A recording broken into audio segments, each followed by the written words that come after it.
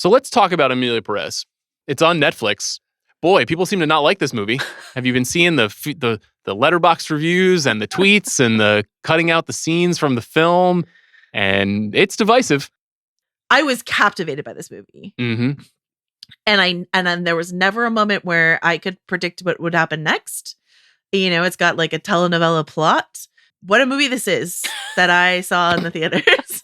and I'm glad it exists. I'm really, really glad it exists. That's something I'll say. I think this movie is ultimately a failed experiment. It's cool that he tried it. If he didn't have Zoe Saldana, I don't think the movie would have worked at all. Every time it's working for me, she's in the frame, which is not a criticism of Carla Sofia Gascon, who I think has an incredibly challenging role here. And the film is not well written enough to kind of pull off that aspect of the story for me ultimately. And I also thought Selena Gomez was not good. Agreed. She obviously is going to draw a lot of attention to this movie, but she feels way out of her league relative to the other two central performances.